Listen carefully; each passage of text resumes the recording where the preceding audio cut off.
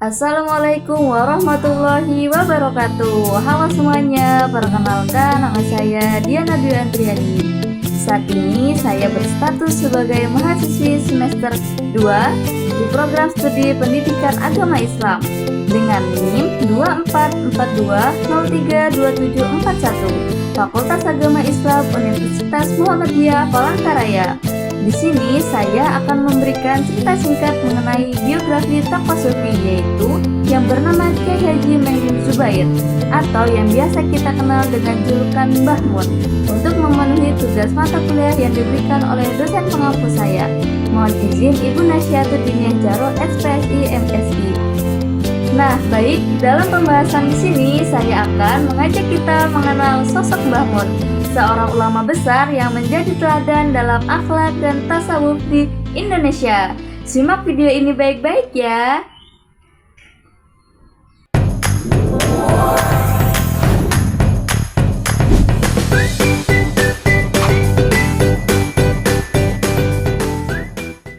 Baik teman-teman, kita memasuki dalam pembahasan yang pertama, yakni profil singkat.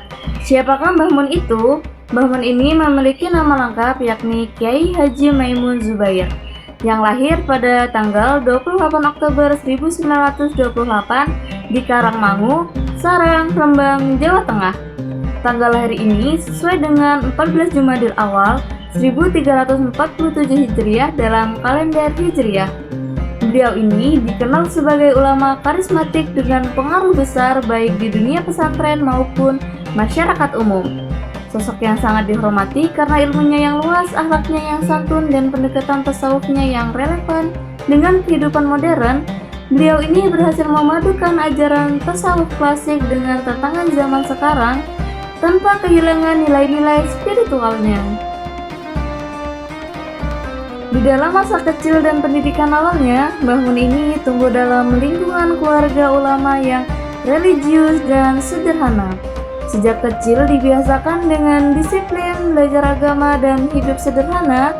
Ia dikenal dengan tekun belajar, bahkan di masa muda, ia sering melakukan qiyadlah atau latihan spiritual, seperti puasa, kurang tidur, dan banyak berzikir untuk memperkuat spiritualitasnya. Pendidikan sejak dini dan keteladanan orang tua sangat membentuk karakter beliau sebagai ulama besar yang berakhlak mulia. Pembahasan yang kedua, yakni pendidikan dan pembentukan spiritualitas. Kyai Haji Maimun Zubair ini belajar langsung dari ayahnya dan juga merupakan seorang murid dari ulama besar seperti Syekh Said Al-Yamani. Kyai Haji Maimun Zubair ini menguasai ilmu-ilmu klasik seperti nahwu, sharaf, fikih, mantik, dan balaghah, hingga hafal berbagai kitab seperti Al-Jurumiyah, Imriti, dan Alfiyah. Pada tahun 1950, beliau berangkat ke Mekah untuk belajar lintas mazhab dan memperdalam tasawuf, lalu menjadi mursyid tarekat Qadiriyah wa Naqsyabandiyah, dan kembali ke Indonesia pada tahun 1952, dan pada tahun 1965 beliau mendirikan pondok pesantren Al-Anwar. Beliau ini menanamkan bahwa ilmu tidak hanya boleh dipelajari tetapi harus diamalkan dengan hati yang bersih dan niat yang lurus. Pembahasan yang ketiga, jadi apa aja sih ajaran-ajaran tasawuf yang dibawakan oleh beliau? Nah, untuk ajaran yang pertama yaitu ada tazkiyatun nafs atau penyucian jiwa. Ajaran ini menekankan pentingnya pembersihan hati dari riya, sombong, hasad, dan cinta dunia. Ibadah yang dilakukan tanpa hati yang bersih tidak akan membawa kedekatan sejati kepada Allah Subhanahu wa Ta'ala.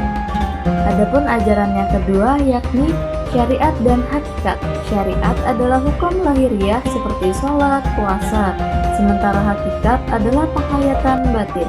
Keduanya tidak boleh dipisahkan, justru harus berjalan seimbang.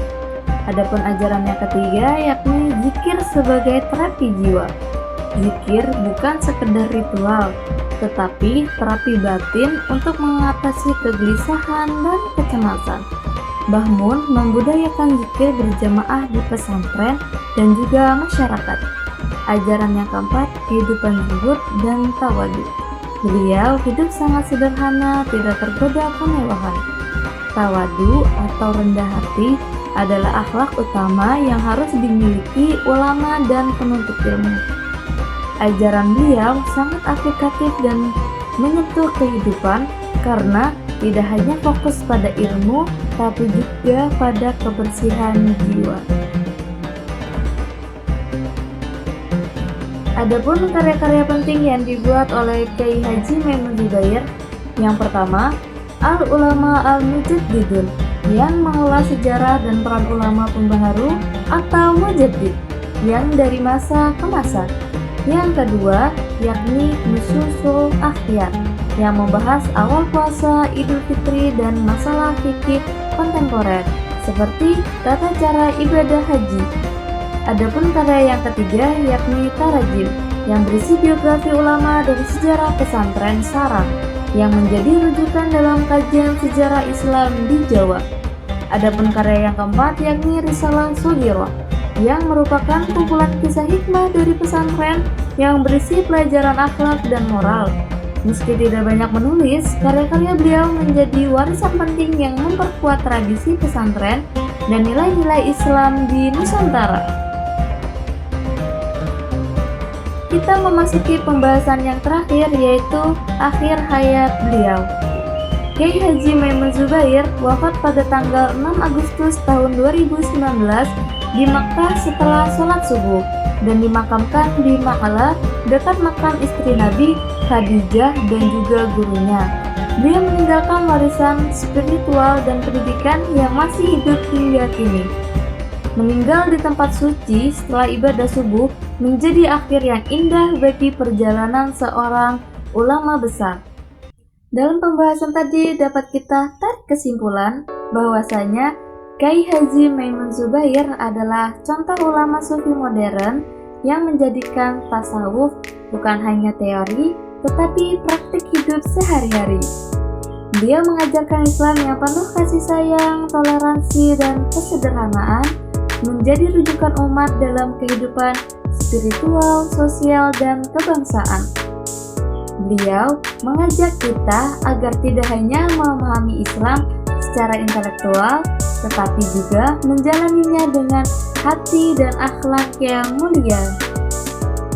Sebagai penutupnya, saya mengucapkan terima kasih. Semoga kita dapat mengambil pelajaran dari akhlak dan ajaran beliau, serta meneladani semangat beliau dalam mencari ilmu dan mengamalkannya. Apabila ada kesalahan dan kekurangan dalam menyampaikan sedikit pembahasan mengenai biografi singkat tokoh sufi tadi, saya memohon maaf kepada teman-teman semuanya dan memohon ampun kepada Allah Subhanahu wa Ta'ala dengan mengucapkan istighfar.